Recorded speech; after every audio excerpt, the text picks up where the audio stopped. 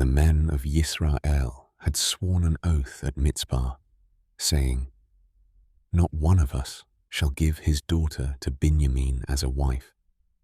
So the people came to Bethel, and sat there until evening before Elohim, and lifted up their voices, and wept bitterly, and said, "O Yahuwah Elohim of Yisrael, why has this come about in Yisrael, that today there should be one tribe missing in Yisrael?"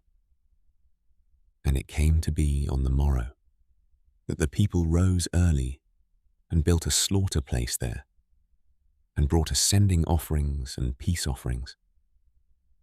And the children of Yisrael said, "Who is there among all the tribes of Yisrael who did not come up with the assembly to Yahuwah?" For they had made a great oath concerning anyone who had not come up to Yahuwah at Mitzpah, saying, "He shall certainly be put to death." And the children of Yisrael were sorry for Binyamin their brother, and said, "One tribe is cut off from Yisrael today. What do we do for wives for those who remain, seeing we have sworn by Yahuwah not to give them our daughters as wives?" And they said, "Which one of the tribes of Yisrael did not come up to Mitzpah to Yahuwah?" And see, no one had come to the camp from Yabesh Gil'ad to the assembly.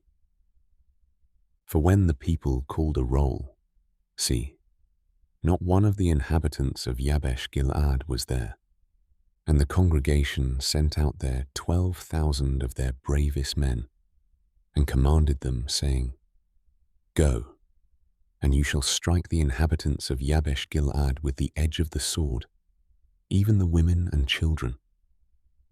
And this is what you do. Put under the ban every male and every woman who has known a man by lying with him." And they found among the inhabitants of Yabesh Gilad 400 young maidens who had not known a man. And they brought them to the camp at Shiloh, which is in the land of Canaan. Then all the congregation sent and spoke to the children of Binyamin, who were at the rock of Rimmon, and proclaimed peace to them. And Binyamin turned back at that time, and they gave them the women whom they had saved alive of the women of Yabesh Gilad. But even so, there were not enough for them, and the people were sorry for Binyamin, because Yahuwah had made a breach in the tribes of Yisrael.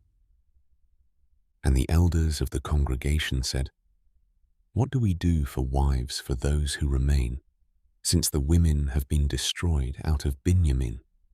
And they said, "There is an inheritance for the survivors of Binyamin, and no tribe is to be destroyed from Yisrael. But we are unable to give them wives from our daughters, for the children of Yisrael have sworn an oath, saying, 'Cursed be the one who gives a wife to Binyamin.'" So they said, "See, there is a yearly festival of Yahuwah in Shiloh, which is north of Beth El, on the east side of the highway that goes up from Beth El to Shechem, and south of Lebonah."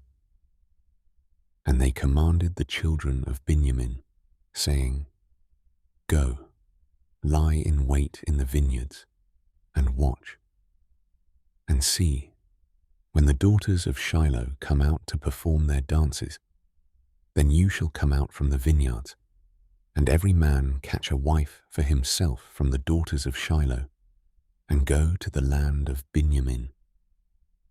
And it shall be, when their fathers or their brothers come to us to complain, that we shall say to them, 'Favor us with them, because we did not take a wife for any of them in battle. Neither have you given them to them, making yourselves guilty of your oath.' And the children of Binyamin did so, and took enough wives for their number from those who danced, whom they caught. Then they went and returned to their inheritance, and they rebuilt the cities and dwelt in them.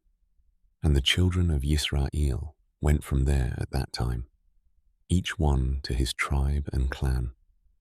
And they went from there, each one to his inheritance. In those days there was no sovereign in Yisrael.